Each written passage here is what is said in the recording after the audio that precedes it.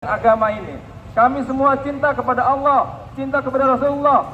Yang hari ini si Panji Gumilang laknatullah itu sudah berusaha menjauhkan umat Islam dari Allahnya, dari Muhammadnya, dari Alkitabnya, dan dari ajaran yang sesungguhnya. Apakah Bapak dan Ibu rela? Saya tanya lagi, apakah Bapak dan Ibu rela? Saya tahunnya tahun 2005. Mungkin bapak-bapak ingat waktu itu ada kasus yang namanya aliran sesat Al-Qiyadah Islamiyah, di mana penggagasnya itu Muhammad Musadek di Depok itu tahun 2000, boomingnya tahun 2006, dan kemudian disusul dengan Gapatар. Nah waktu itu saya tahunnya tahun 2005. Adik saya langsung itu udah masuk ternyata dari tahun 2003. Nah suaminya itu yang ngajak adik saya. Suaminya itu mengajak adik ipar saya yang paling kecil. Mereka itu modusnya itu menyebarkannya tuh jam 2 malam dari rumah ke rumah. Mereka 3 orang. Si korban itu diajak masuk ke dalam satu ruangan kosong. Jadi satu orang korban itu didoktrin oleh 3 orang itu dengan doktrin yang ternyata akhirnya saya tahu ini ternyata sama kok ajarannya dengan Al-Zaitun. Waktu itu adik saya yang paling kecil cerita, kenapa ajarannya aneh. Maaf ya ceritanya ada panjang ya, ini kronologis.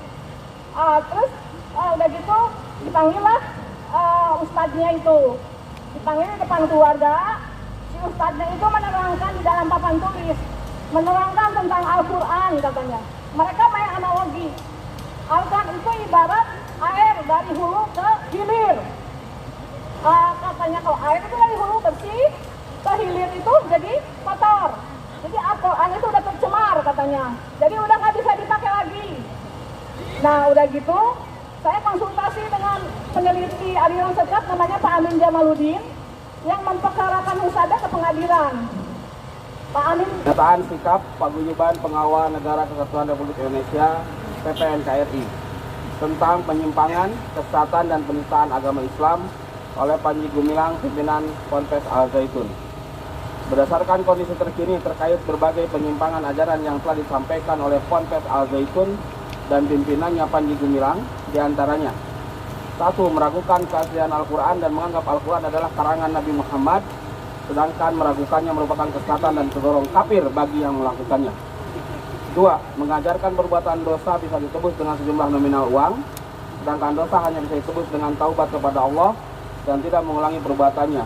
Ajaran ini mengisyaratkan bahwa hanya orang kaya dan punya uang saja yang bisa menebus dosanya. 3. Mengajarkan khotib Jumat diperbolehkan bagi kaum perempuan. Hal ini bertentangan dengan rukun dan syarat khotib yang disunahkan oleh Nabi Muhammad SAW, yaitu harus laki-laki. 4. Membolehkan bercampurnya jamaah laki-laki dan perempuan dalam satu saf salat. Hal ini bertentangan dengan tata cara adab salat berjamaah.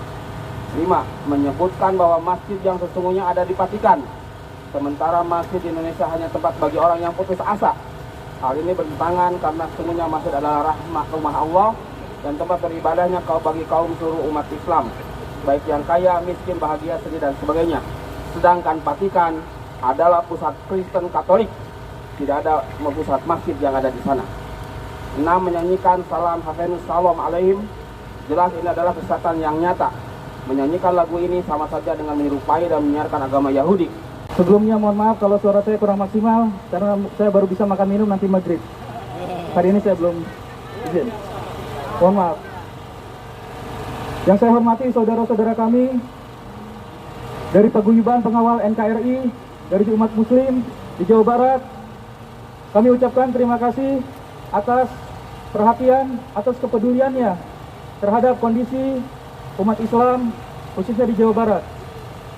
Insya Allah aspirasi ini akan kami sampaikan pada pimpinan dan mohon doanya saja semoga kita semua diberikan yang terbaik, hasil yang terbaik. Dan tentu kami juga menitipkan pesan agar kita sama-sama bisa menjaga kondisivitas dan bisa sama-sama menjaga tanah Jawa Barat yang kita cintai ini. Terima kasih sekali lagi. Wallahul muwaffiq ila aqwamit thoriq. Wassalamualaikum warahmatullahi wabarakatuh.